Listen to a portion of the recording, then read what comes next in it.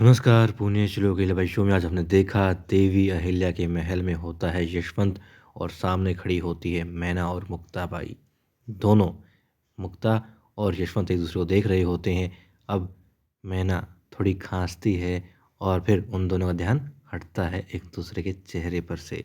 यशवंत मुक्ताबाई से कहता है, आप कुछ कहना चाहती हैं? मुक्ता कहती है, हाँ आपको धन्यवाद कहना था। वो कहते, धन्यवाद कैसा, किस लिए? तब वो कहती हैं कि आपने उनकी आई की मदद की है और किशन नायक को पकड़ा है। तब वो कहता है, तो मेरा सौभाग्य है कि यशवंत मालवा के देवी अहिल्या कुछ काम आ सका, और वैसे भी ये तो उसका कर्तव्य ही था। बस इससे अधिक कुछ नहीं। अब ठीक है, वो वहाँ से चली जाती हैं दोनों। यशवंत उनको पीछे से देख रहा होता है, मुस्कुरा रहा होता है। और अब देवी अहिल्या आती है। देवी अहिल्या भी देखती है यशवंत को उस ओर देखते हुए। फिर वो कहती है, यशवंत। अब वो प्रणाम करता है। फिर देवी अहिल्या कहती है, ठीक है तुम आ गई, तुम हमारे मेहमान हो, और वैसे तुम्हें इनाम मिलना चाहिए, तुम उसके हकदार हो। हालांकि अभी बहुत सारे मुद्दे यहाँ पर महल में चल रहे हैं, और किशन नायक का फैसला हो जाए उसके बाद में तुम्हें उचित इनाम दिया जाएगा। तो वो कहता है, नहीं मुझे इनाम नहीं चाहिए, मैंने ये इनाम के लिए नहीं किया है। देवी अहिल्या कहती है, हाँ तुमने इनाम के लिए नहीं किया है, इसलिए तुम इनाम की सच्चे हकदार हो। अब वो कहता है, देवी अहिल्या आप वाकई में बहुत महान हैं। अब देवी अहिल्या कहती है, ये तो मैं नहीं जानती कि महान हूँ कि नहीं, हाँ मैं एक रानी हूँ और अपने कर्तव्य उस हिसाब से निभाने हैं मुझे। अब तो कहती, कल देखते हैं। और कल वाकई में हो चुका होता है। सुबह की भोर में सारे जो मौला का ये महल है, इसके प्रांगण में जनता आ चुकी होती है, जो देखना चाहते हैं कि आखिर किस तरीके से इस किशन नायक को सजा दी जाएगी आज वाड़े में। और लोगों की भीड़ खड़ी होती है। अब वहाँ पर आता है मालवा का राजकुमार। अब जयकारे होते हैं, जय राजकुमार की जय, मालेराव राजकुमार की जय हो। और वो बड़ा खुश होता है, गंगूबा के साथ में आता है। और अब देवी अहिल्या भी आ जाती है। अब उनके नाम के भी जयकारे होते हैं, देवी अहिल्या की जय, छोटी रानी की जय। देवी अहिल्या कहती है, बस शांत हो जाओ। अब दिखाते हैं हरकुबाई के साथ में होती हैं तुम्हारे साहिब, और वो चिंतित होती हैं। वो कहती हैं, हरकू तुम्हें क्या लग रहा है, क्या आज भी आई और बेटे के बीच में कुछ ऐसा होगा जो उचित नहीं होगा? और कहीं ऐसा ना हो, शिव शंभू से प्रार्थना करती हैं कि ऐसा ना हो कि इन दोनों के रिश्ते की जो खटास है या मनमुटाव जो है वो जनता के सामने आए। और हर कोई यही कहती है कि संभावना तो यही लग रही है कि हाँ, दोनों के बीच में आज भी अलग अलग फैसले होंगे और मनमुटाव हो सकता है। अब दिखाते हैं कुछ सैनिक किशन नायक को लेकर के आते हैं, और जनता में जो लोग थे, जो पहुँचे हुए थे, वहाँ पर चिल्लाते हैं, इस दुष्ट को सजा दी जाए, मृत्यु दंड दिया जाए। अब देवी अहिल्या फिर से शांत करती है। और अब देवी अहिल्या पूछती है जनता से कि आप चाहते हैं, कि आप वाकई में चाहते हैं इस किशन नायक को मौत की सज़ा दी जाए? लोग चिल्लाते हैं, कहते हैं, हाँ हम यही चाहते हैं, इसे मौत की सज़ा तुरंत प्रभाव से दी जाए। अब तो कुछ आगे बढ़ते हैं और फिर पूछते हैं कि अहिल्या, क्या तुम वाकई में से मौत की सज़ा दोगी?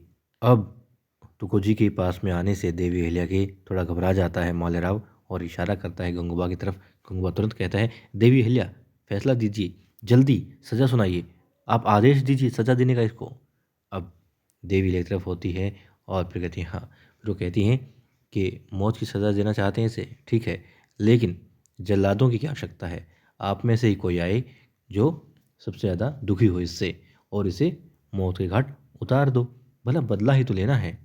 अब किशन नायक सोचता है मन ही मन कि देवी अहिल्या ने पासा बदल लिया है, क्योंकि जनता के सामने आकर वो भी क्या करेंगी? जब जनता चाहती है कि मौत की सज़ा हो किशन को, तो देवी अहिल्या या फिर मानवता भला कहाँ काम करेगी? ठीक है, मगर देवी अहिल्या जब ये कहती है कि आप लोग आगे आएँ, अब गंगूबा खुश होते हैं, मलराव भी खुश होता है, और एक आदमी आगे आता है, कहता है, हाँ मैं मारूंगा इसे, ठीक है आओ आगे बढ़ो। आता है, देवी अहिल्या कहती है कि हाँ बताओ। तो कहता है, इसने मेरे परिवार को उजाड़ दिया था, मैं इसे ख़त्म कर दूंगा। वो कहता है, उसके बदले की आग तभी शांत होगी। कहती है, ठीक है अच्छी बात है, हालांकि इसका कोई परिवार नहीं है, हाँ एक माँ है जो वो रही, क्या तुम उसे भी सज़ा देना चाहोगे? वो कहते, नहीं उसे क्यों, सिर्फ इससे सज़ा दूंगा, इससे बदला लेना है मुझे, ठीक है। अब देवी कहती है, बल्कि इशारा करती है दुष्यंत की तरफ। अब दुष्यंत कुछ लकड़ियाँ लाता है तसले में, और उसमें देवी फिर आग लगा देती है। फिर उस इंसान से कहती है, लो इस आग को बुझा दो। वो कहते हैं, इधर उधर देख करके, देवी ले ना तो यहाँ रेत दिखाई दे रहा है, ना ही पानी, ना कोई कपड़ा, तो आग कैसे बुझाऊँ? देवी कहती है, हाँ ये मशाल लो ना। वो कहते हैं, रानी साहिबा माफ़ कीजिएगा, भला ऐसे कैसे हो सकता है? देवी अहिल्या कहती है क्यों नहीं हो सकता? बोलती नहीं, आग से आग नहीं बुझाई जा सकती देवी अहिल्या, आप जानती हैं। फिर आप ऐसा क्यों कह रही हैं? देवी अहिल्या कहती है जब पत्थर से पत्थर को काटा जा सकता है, तोड़ा जा सकता है, हीरा हीरे को काटता है, लोहा लोहे को काटता है, तो फिर भला क्यों नहीं आग से आग को बुझाया जा सकता है? वो कहता है ऐसा नहीं होता देवी अहिल्या, आप क्या कहना चाह रही हैं मैं समझ नहीं पा रहा हूँ। देवी अहिल्या कहती है तुम्हारे बदले की आग भला कैसे शांत होगी? बदले से होगी ना? नहीं होगी, नहीं हो सकती। बदले की आग को बदले से शांत नहीं किया जा सकता।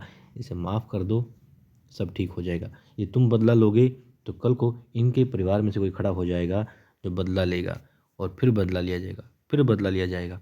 जो देवी अहिल्या नहीं चाहती, वो चाहती हैं इस बदले की भावना को ही जड़ से ख़त्म किया जाए।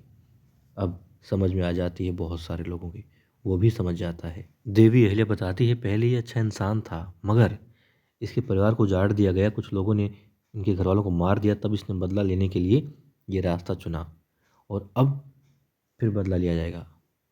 अब समझ चुके थे सब, ठीक है, शांत हो जाते हैं। मगर मालेराव कहता है देवी अहिल्या से कि यदि इस प्रकार से वो माफ़ करती रही किसी भी अपराधी को, तो फिर तो सब अपराध करने लग जाएंगे कि हाँ माफ़ तो कर ही देंगे। अब देवी अहिल्या कहती है कि नहीं, अपराध के पीछे की वजह देखी जाती है, हर अपराध की गंभीरता देखी जाती है, कारण क्या है देखा जाता है, और इसे भी माफ़ नहीं करेंगे, इसे सज़ा दी जाएगी।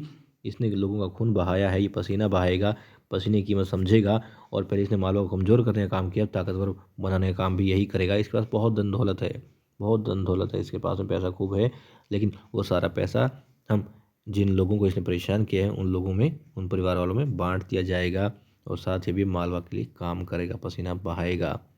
अब इन बातों से मालेराव खुश तो नहीं है, मगर देवी कहती हुई किशन को भी कि समझ गए तुमने देखा, जान लेना कितना आसान है, मगर कितनी कीमत होती है जान की, चाहे वो खुद की हो या दूसरों की हो। अब तुम्हें समझ में आ रहा होगा। वाकई में वो समझ भी रहा होता है, और मालेराव समझने का नाम नहीं ले रहा होता है। वो कहता है कि उसे समझ में सिर्फ ये आ रहा है कि आप इसे माफ़ कर देंगी, इसके साथ न्याय करेंगी, तो फिर बाकी जनता के साथ में अन्याय होगा।